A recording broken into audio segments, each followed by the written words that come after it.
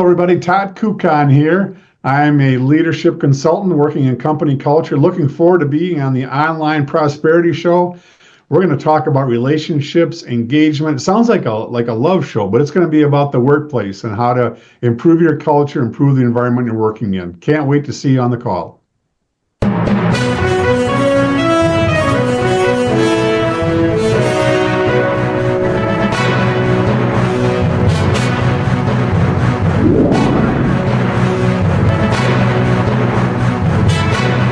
Now, welcome to yet another exciting episode of the Online Prosperity Show, your ultimate destination for entrepreneurs, leaders, and change makers that are seeking to elevate their impact and income. I'm your host, Prosper Taruvinga, and today we're going to be diving into the art of transforming workplace culture with none other than Todd Kuckkahn. Now, Todd, how are you doing today?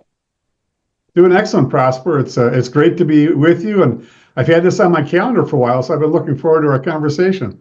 Absolutely. Well, the pleasure is all mine, but then you didn't have to wait as long as you did to get started on your own venture, did you? No, I've been doing this for a little while, absolutely. Fantastic. Now, for those that are watching right now, Todd is not your typical leadership speaker, as you have already established. He's a culture catalyst on a mission to revolutionize workplaces everywhere. Now, he delivers high energy keynotes and also leads transformative workshops. And Todd's passion for leadership and company culture just shines through every one of his undertakings. Now, he's got a career that spans from local, state, and national, and also international stages. And he's also shared his expertise on workplace culture, leadership, communication, team building, also generational dynamics, and personal growth. So there's going to be a lot that we're going to learn from Todd today. And here's a bit of a kicker. Todd actually started his solopreneur journey at the age of 63. You see, when everybody else is starting to wind down their careers and thinking of retirement, that's when he was actually getting started. And it actually proves that it's never too late to pursue your passion and also make a difference. Now, I was just joking with him earlier, and I was saying, if you just waited 7 more years, you will be at par with Colonel Sanders, and because he's rumored to have started at age 70. So I was just checking his timeline. It looks like Todd has a 7-year head start. And I think his story is just a testament to resilience, reinvention, and the power of intentional leadership. So buckle up and let's explore this journey and also uncover the secrets to actually having a thriving workplace and also thriving workplace cultures. And then we can learn how to lead with purpose and passion.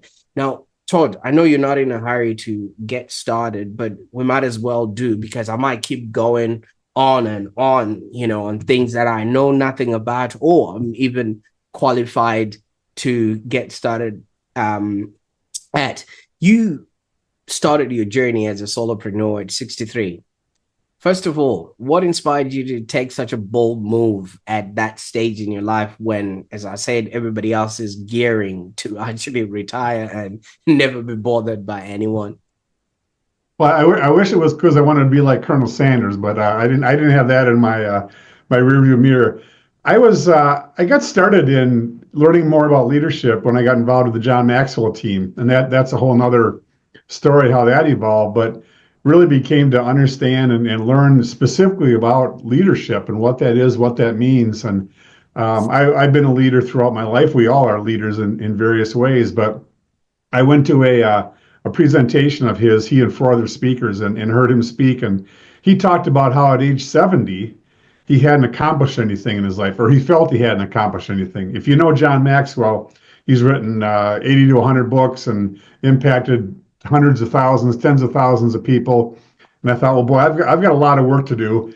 And he also talked about how he was taking his teams into different countries and training their leaders to be leaders who in turn could train their the people, the citizens of their country. And he got really emotional about it. And I thought, well, there's something here. There's something to this John Maxwell guy. So I studied some more, read some of his books, did some other trainings, and the further I got into it, the more I felt like I was going from a career in my life, and I'd spent a lot of time in the nonprofit world. And at that point in time, I was running the Chamber of Commerce. But going from a career to a calling, and a calling where I could make a difference in other people's lives based on the experiences that I've had in my life. And I've had 17 jobs over my life. My career, I've been fired 4 times and had a lot of good and bad experiences. And I was trying to think, this seemed like a way for me to really share my impact and share value with other people about what their journeys might look like and how they could make work maybe more fun and have a positive culture.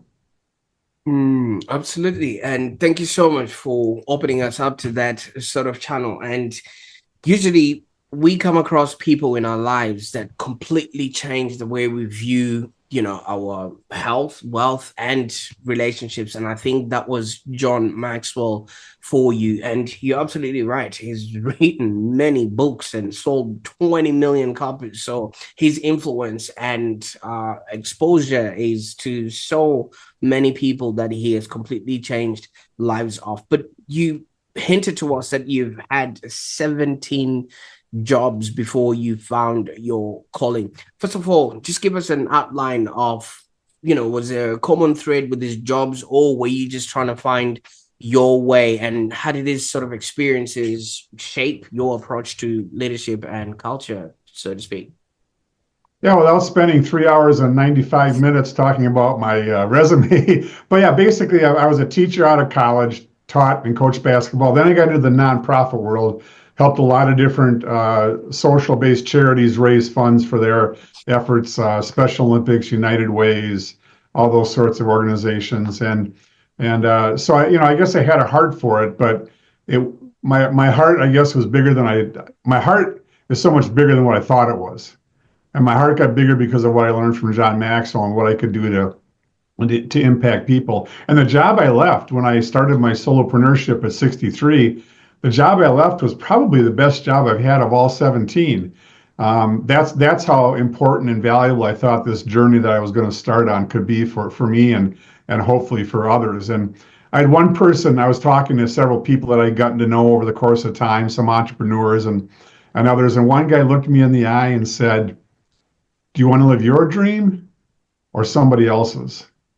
And I thought, wow, that really that really helped me tip the scale to wanting to become a solopreneur. And there's nothing wrong with. I'm not saying that everybody needs to leave the workplace and become a solopreneur or an entrepreneur, because there are also intrapreneurs who are in the workplace doing the same sort of thing. But I just thought I could make more of an impact on my own at a time in my life that was right for me.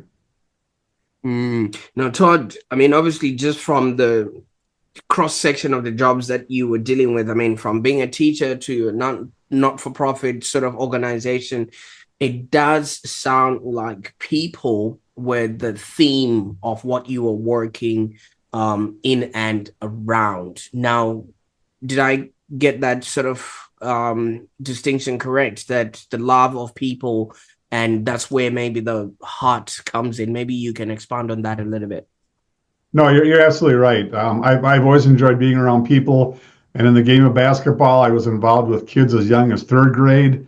I taught high school, worked with a lot of it with adults as well, was involved with some college teams. But the relationships of those people are so valuable. And even to the point where I've taken a DISC assessment, a personality behavior assessment, in case people aren't familiar with DISC. And I'm an I personality style on that scale, which is very much relationship driven, inspirational. So everything in my life really fit well into moving into this solopreneurship and working more with people and companies. Absolutely. And thank you so much, because this then opens us up to why it is that you now help businesses to have a more engaged and productive workplace, because that is the human resource sort of type of setup. Because some people are animal orientated, some people are technologically orientated, and now people becomes the central theme in everything that you're doing. So the basketball, and this then paints that sort of picture. Now, there was a pivotal question that was asked to you, which is, are you living your dream or somebody else's dream? At that particular moment, did you know what your dream was? I did know what my dream was, and I knew that where I was at in terms of the workplace, I couldn't achieve that. I was impacting a lot of people in the community. My team was.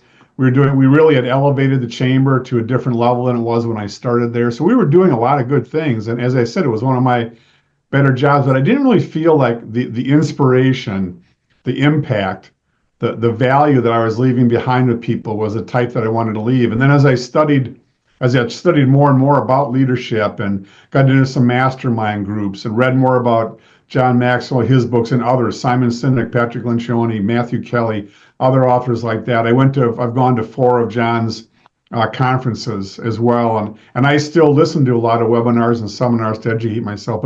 But the more I got into it, the more I felt I had to offer, and the more help I could offer in the workplace and for individuals as well. You see, the more you started diving into this whole leadership and learning and personal development type world, I think that's when you probably started really defining what it is that you wanted to do. But so many people refute that or don't see it as a channel of growth. They just want to major in the certifications, the university degrees, and the normal set of ascension. What made you choose the other side of growth instead of wanting to just add on to whatever knowledge you already had? Well, I think, letters after your name, I don't think mean a whole lot. It's a bunch of alphabet soup. I think it's about your experiences and how you take those experiences and from the information you receive from different writers, from reading, from articles, from going online, from talking to people like you, Prosper, and others, and engaging with others. All that comes together and really gives you a practical type of experience. My whole view of education has changed. And I'm a teacher. I teach college. I've taught high school. But learning needs to be experiential. You need to get out there and do it. And more importantly, you need to get out there and make mistakes. And Lord knows, I could call my wife in on the call, and she could tell you about a few mistakes I've made. But we learn from our failures. We learn from our mistakes. And I was more willing to do that. And I had a couple times where I did some workshops and some different things along the path. And I made some mistakes and I learned dearly from it. And now I've corrected myself and I continue to grow. But without, I like the expression, leaders are readers. You have to continually educate yourself and almost like regenerate yourself and particularly now, as you know, life is changing. AI is out there. So we have to be in front of and on top of what we're doing and what we understand. But the experiences and the relationships still, I think, are so critically important.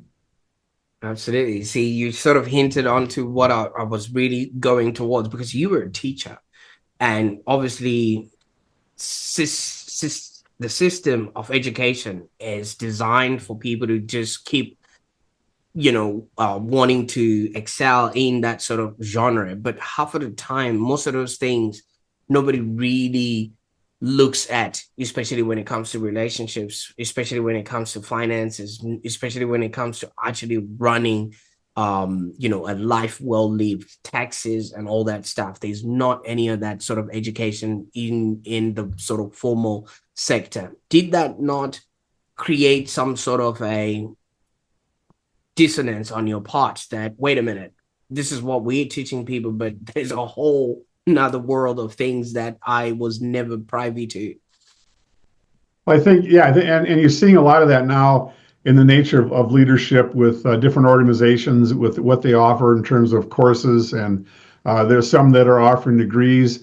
But even again, it becomes very academic, and I don't think leadership is academic. I mean, you need the knowledge, you need to understand it. But I tell people a lot of times in my workshops, leadership really hasn't changed over 50 years. I mean, the great writers, the Zig Ziglars and the Stephen Coveys, what they taught 50 years ago is still very relevant today.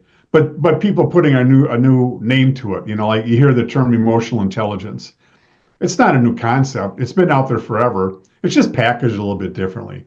So leadership has been really consistent, but until you study it and understand it, and then take it out and work with others about it, you really can't get into the depth that exists with the topic. And obviously, looking at your journey, you did mention that, you wanted to follow your values and align your life to your values. And just from what I'm seeing, your values are somewhat in the range of, obviously, trust is there, honesty is there. There's a lot of enthusiasm in what you're doing, some sort of optimism, and all of it is sort of enveloped by teamwork. I don't know if I got that right, but how did these sort of Yeah, values? you're right on. And I early on when I started, the beginning of my formal journey in the leadership realm, one of the exercises that I went through in a mastermind group was determining core values. And it was about an hour long exercise. And I do this in my workshop all the time. I help people determine what their core values are. And mine are optimism, trust, honesty, enthusiasm, and teamwork, as you mentioned. And those are really critical to me. And a lot of times we lean on our core values and we don't really think about them. But more often than not, we really need to lean on those, our core values, what we believe in. And it's really about who we are, not what we are. It's not about our titles. It's about who we are behind those titles and how we help others, how we relate to others, how do we lift other people up, how do we create that engagement in the workplace, how do we show people that caring is important, and even love, not in the sense sometimes we think of love with two people who are close together, but that caring kind of love in the workplace. And I think as businesses see that as a possibility, it really kind of melts the ice.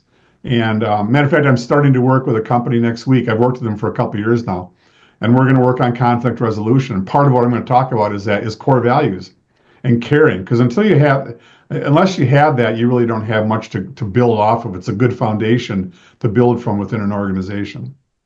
Oh, absolutely. I mean, caring for the customer, the one who brings in the money, and also caring for the team member who's doing the work that brings in the money. So half of the people would have just looked at those two particular individuals as, the customer is just a number on a spreadsheet, the employees an expense on a spreadsheet. But now it's people and human beings that actually have families to go to. So you need to be careful and really look after them in a way that gets the best out of them. Now, so many people fail in life. You could have treated the 4 times you were fired as a failure, and some people would have never come back from that. But you actually used that as a springboard, and it literally became, the best teacher that you've had. Can you maybe share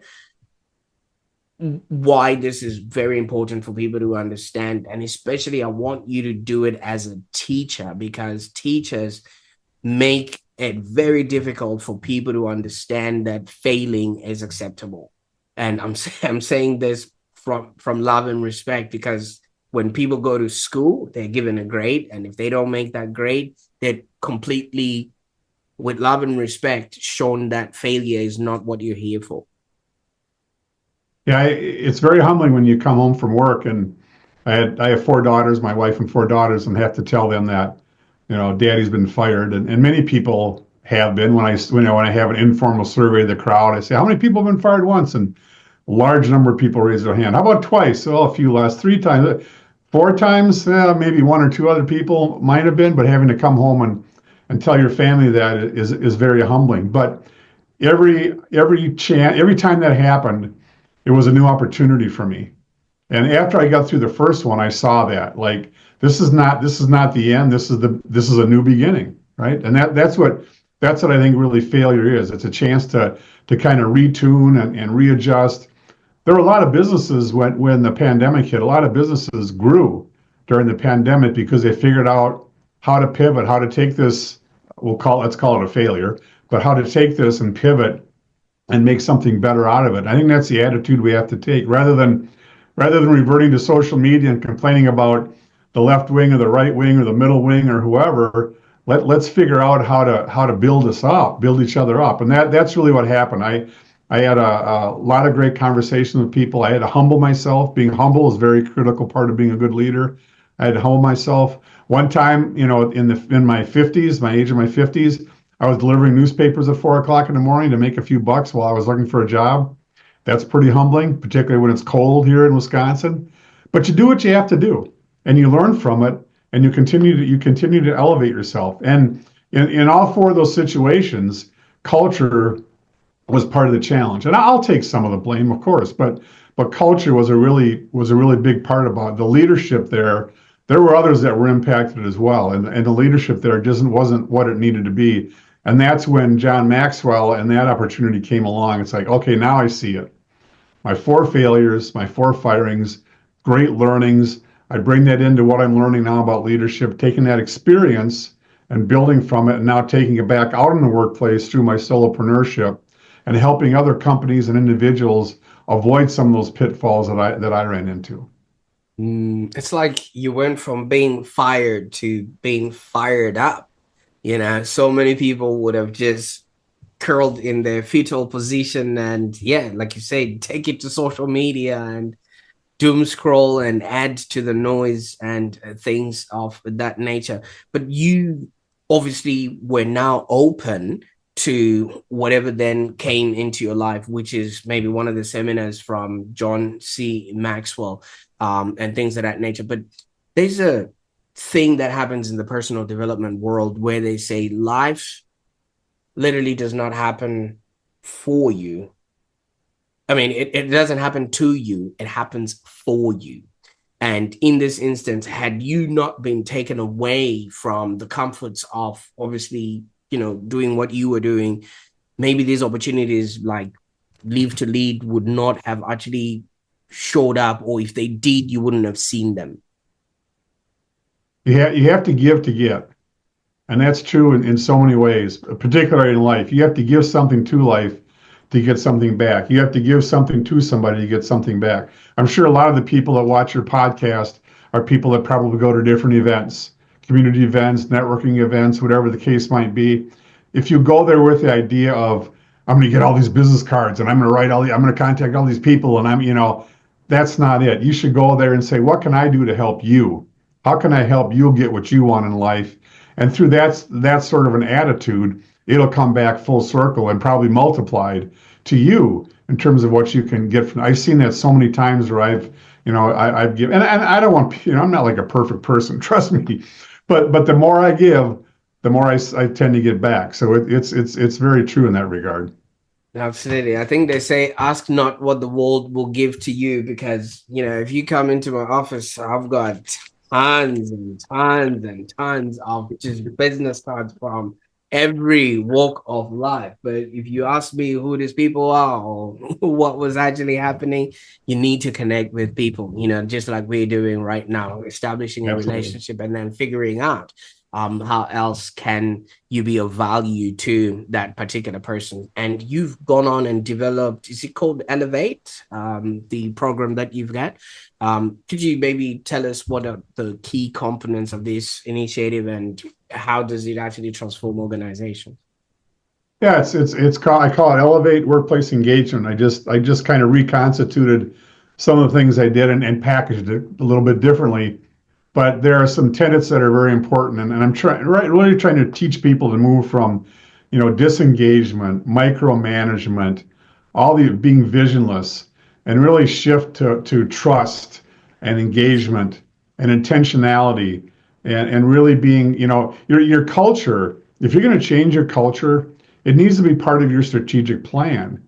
It can't just be a word that floats around the office and people talk about. And I love the companies that paint their vision, mission, and values on the wall, and then you ask the employees what the values are or the mission or the vision, and they have no idea what it is.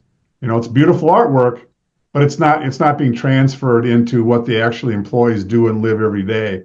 And that's a part of it. So if your culture isn't part of that strategic plan that's painted on the wall, you're never going to get what you need or want out of it. And culture is a difficult thing to measure, but you can measure it. And the one company I mentioned before has done a good job of that, and they've seen some improvement in their culture. But really creating this culture playbook for them and developing a culture team that can help the organization move it forward in its culture. It can't be an edict from the executive leadership team. It has to be across the company attack on culture and turning it into something positive and constructive.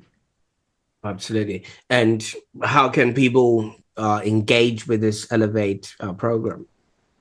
Well, they can certainly reach out to me. I do a lot of posting too about it on LinkedIn and Facebook, on my website. I've got an ebook that I've written about it. So if people want any information, they can certainly reach out to me. I love talking about it. I love creating the teams. I've done a couple of them recently in manufacturing firms. One is a meat plant that takes parts of pigs and ships it out all over the world, in beautiful packages. They've got great meats, well respected. Another company is a modular home company. So any business can create a better culture. It's not a certain type of business that can or can't do a culture. Any company can do it, but you have to be intentional about it. You have to make it a part of what your organization is to really see that change and offer an opportunity for it. Don't sleep on the on the pig products there. I've heard they get traded on the stock exchange, pork bellies.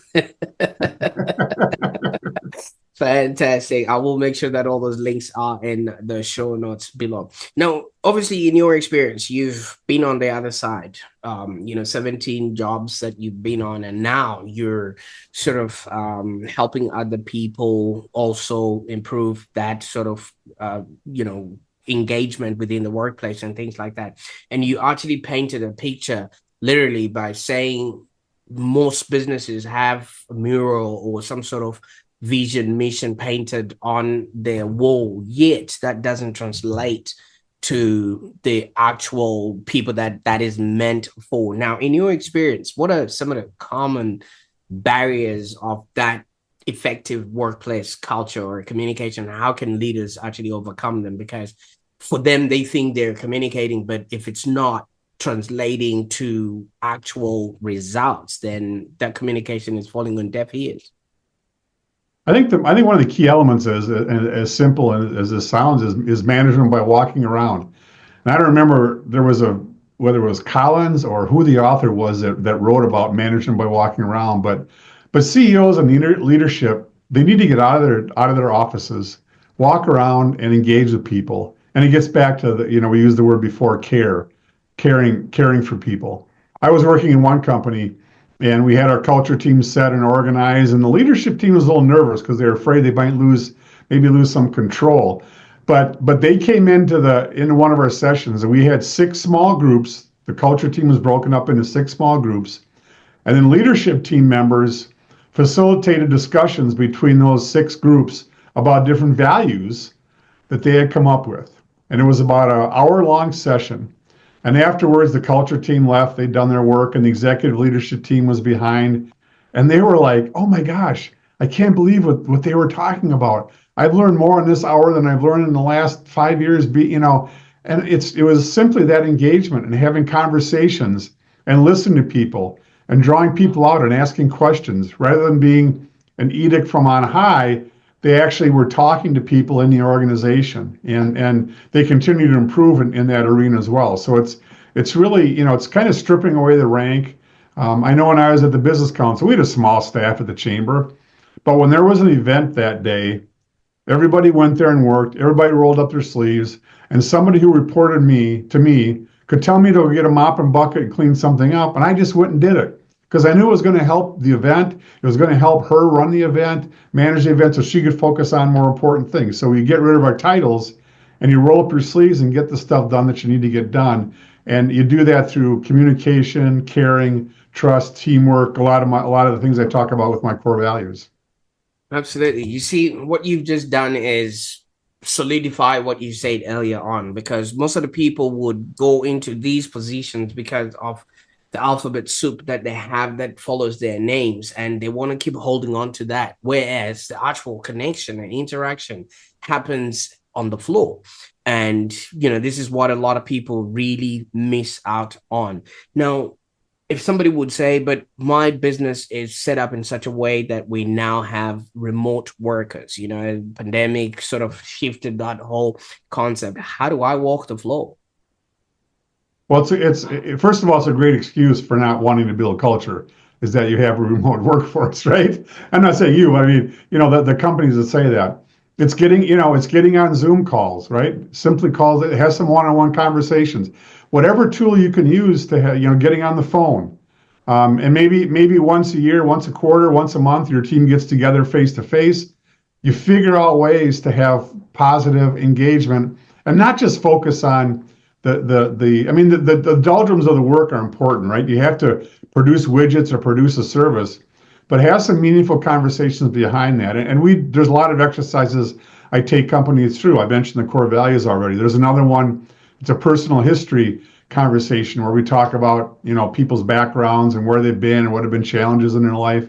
But you have to have those kinds of conversations because it's not, in years gone by, as I'll say, someone would walk into a manufacturing shop and they take their punch card, this little 3x5 index card, and put it into a machine, and it stamped the time on when they came in. Then they do it again when they leave, and they kind of check their life at that same station, right? When they go into work, they check their life at that where they punch in. And that's just not the case anymore. Our lives interact with our workplace interacts with our lives. We bring baggage into work. Maybe we had a fight with a spouse or a partner, or our dog didn't do its duty when we took it for a walk, whatever.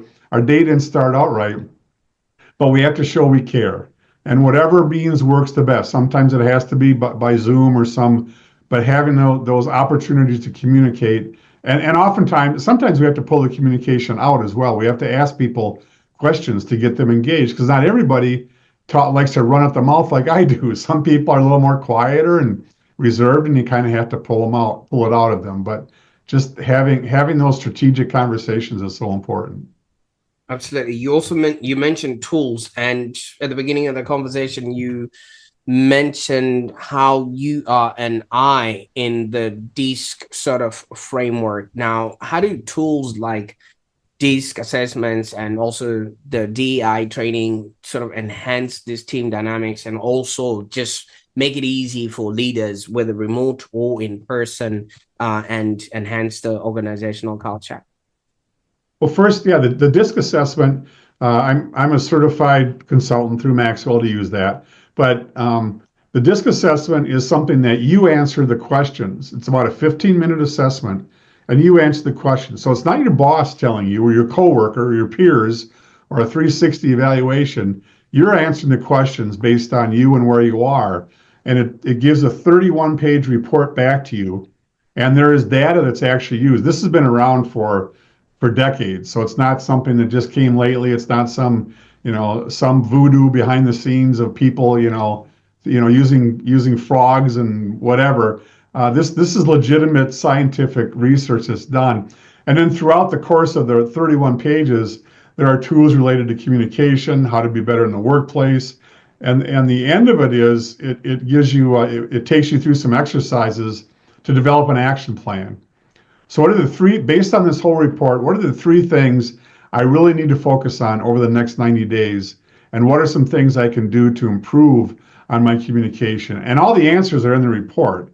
It's just a way of you going through the report. And I do day-long workshops on it. I do hour one-on-one debriefs on it, whatever works for the company or the individual. But it's really valuable. You can't really argue with it. It's scientific, and it's your answers. So, it's hard to argue with that. Absolutely. Now, Todd, this has been a fantastic conversation through and through. I mean, your life story and your experience and how you're now putting it all together is just remarkable in and of itself. But when we started this conversation, I did allude to the fact that some people are getting retired at 65, and sounds like you're only just getting started. How are you maintaining maybe that balance between you wanting to grow this side of you and your professional commitments, the stages that you're going to be on, and things of that night, and also your personal life. I mean, especially considering that your passion is for continuous learning and development, that means there's not going to be any sign of a golden watch anytime soon, right? I'm going to give myself a golden watch after 4 years, but I hope somebody from Australia calls me and hires me to come down and do some work down there.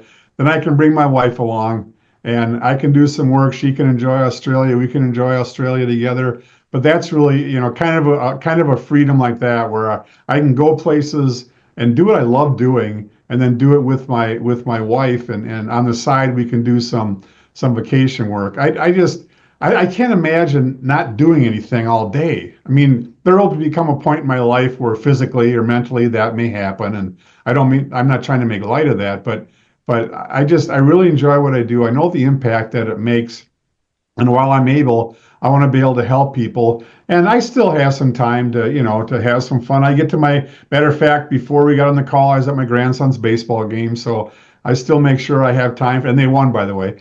Make Oh, sure I still have time for those sorts of things as well. We had an Easter celebration, and Christmas. We do all those things, and but I really, I'm enjoying my life from every perspective, and that it's fun to be in that realm. And what I do may or may not be right for everybody. I'm not saying it is, but for me at this point in my life, it came along at the right time, and it's almost like a really fun hobby, and I'm able to impact people in a way that I maybe wasn't able to before from an outsider standpoint, and I'm really enjoying it, Prosper.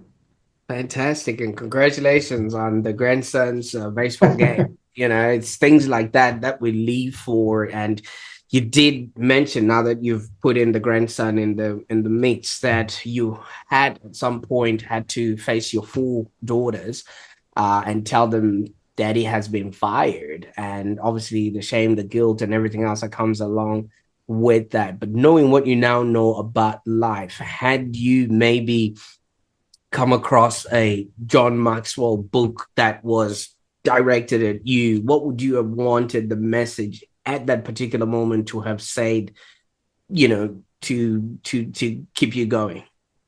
Well, I think the first book of his I read was called Intentional Living. And I've read, I guess you can't see him because my picture's blurry, but I read a lot of Jan Maxwell's books. They're on the shelves behind me. But being intentional about where you're going. Be intentional. What habits are you creating? What are your priorities? What are you putting into your calendar? The first thing I put into my calendar are my grandson's baseball games or family events. Right now, every once in a while, I'll miss something like that. But your habits and your priorities, and that's what intentional living and what that book is all about. Don't just go through life being haphazard. One of the quotes I like, it's not a Maxwell quote, but one of the quotes I like is, "It's your decisions, not your conditions, that determine your trajectory." It's your decisions, not your conditions, that determine your trajectory. There are people that have come out of exceptional wealth who could very well be at the lowest points of their lives, not impacting people. There are people who have come from extreme economic and social distress who are doing some incredible things for people, right? Yeah, you should be raising your hand, right? So it's your decisions. Everything we do every day, you make thousands of decisions, and it's those decisions that are going to determine your trajectory. Timing, that's up to, in my eyes, God and our faith, but it's there, and if you make the right decisions, you can get there. And my getting there maybe is happening a little bit later in life than it is for others. Absolutely. I viscerally believe that in life we're here to live, to learn, and to contribute. So, in order for us to live the best life, we need to have learned the lessons that warrant that well lived life. So, some of these lessons are maybe coming from our own experiences or from other people's experiences. And once we have gathered all those lessons, we've learned from either the failures or the successes that come along with that, we then send the elevator down and contribute to others. And that's exactly what I am envisioning and seeing that you have done. But there's something missing in all of this, Todd. You've read all these books from John Maxwell, but we need to read your book. Well, I've got two ebooks, and I don't know if they're long enough to qualify as books, but I've got two ebooks written. Anybody would like a copy of it, they can go to my website and sign up for it. They'll be sent one there, or you can send me however you want to reach out to me, direct messaging, whatever sort of technology. Let me know. I'd be more than happy to send it to you. Fantastic. I'll also make sure that the links to those books are in the show notes below. Todd, I can't thank you enough for the time we spent on the call today. Well, this was awesome. I mean, I can't believe we flew through this already, but I've certainly enjoyed it. I hope your listeners have found some value in it, and really appreciate and respect all that you're doing, Prosper, and getting the message out from all sorts of different people about making the most of your life. Fantastic. And for those that are watching right now, thank you so much for joining this enlightening episode of the Online Prosperity Show. I think Todd's journey from the educator that he was and becoming that coach to culture catalyst is a very powerful reminder that it's one, never too late to pursue your passion, and two, the decisions that you make in your life should be the ones that determine your actual outcome in order for you to make a meaningful impact. So if Todd's insights resonated with you, be sure to download his complimentary ebook. I will put that link in the show notes below. And you can also maybe explore how his Elevate workshop works. It's a Elevate workplace engagement program. And I think it can actually transform your organization. And while you're at it, don't forget to maybe like this particular episode, not only for what it brings, but for the future it might bring for you. Because on the Online Prosperity Show, we're always bringing in inspiring conversations that might elevate your well-being. And if you really liked this particular episode, I want you to think of one person in your life that is probably looking to change something in their life, or considering a career pivot, or starting their own venture. Share this episode with them, because this might be that little fire that they might be looking for, because Todd has done it, and he's done it at age 63 and still going on. So it's never too late. And if somebody has shared this with you, the next time you see them, just give them a hug, because they've seen something in you that you probably haven't been able to see for yourself. And remember, transformation begins with a single step. So take that step today, and let's build a prosperous future together. Until next time, bye for now.